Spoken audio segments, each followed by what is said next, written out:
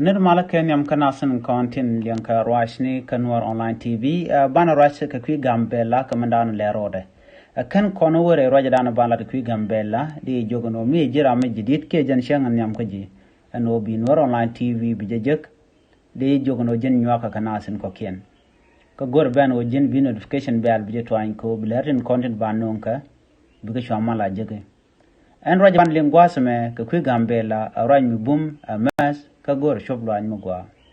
shala dinene rewika gambela eno de nad barar ki de na wishare de demonstration de jelat ki de na de ko protest ke kwimal kare wishka gambela shara jama chaja kweni no ka social media gwan me chaja nywa ka ne tungwan gambela ngai ke jeno ne tungwan long shika liuten kanedin konti liu kanware ando badana liu ke muda kana ngai chalat bano shi kume she dol ke ngwen kon la ngwen wari ka Gambela University ka dob dana cha gor ka ja amma dan lat ke ne kwi malka ken ngode telemi cha na ngaje no ngum to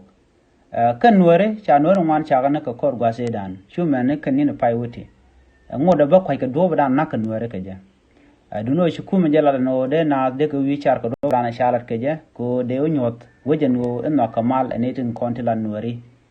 enne mecha konto ko korun te kon gwase dane te galwa tu mete kwarka shwa demonstration midi try nang rar nuari ka kimalka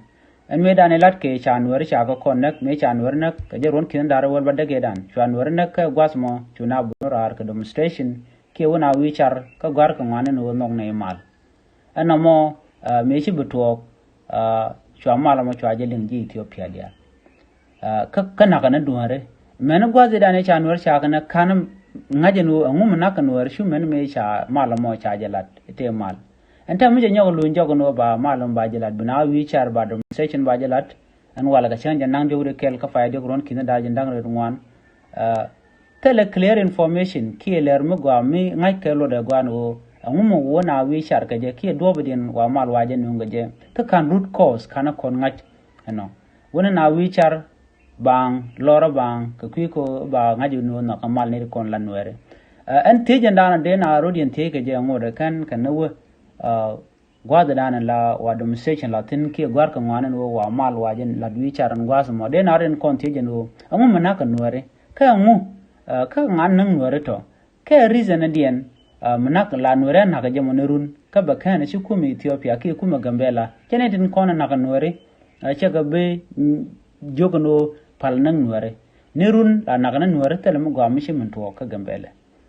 ko ne to ngwan ngai kene kon lat ko din ka Gambela nuare naga kene siang ko ngoda ba ci kuma ci dob da naga nas ci jala de gwa ka cha janga je gwa no dob ndien mala naka nuare mo ka baja kap chonga de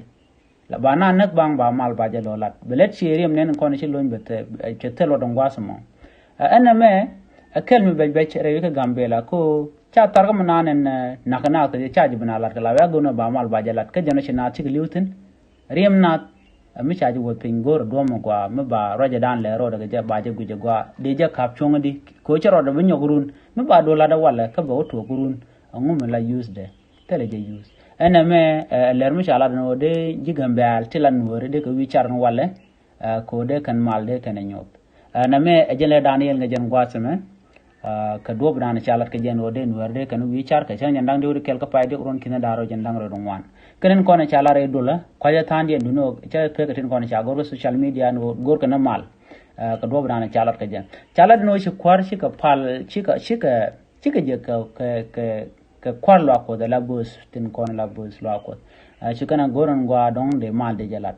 tin ko ni ken galat la detail kan ko kon ngaju no mu wete ko gwas mbagal linga ja gwa baga no yaka dob dan yen linga ja ka kuy mal ga men gor ken wo de Gambela da ta kamal ajanda ni linga jan gwa sama ne biya ta kamal nyoga jaga ne din ko kien ne bye bye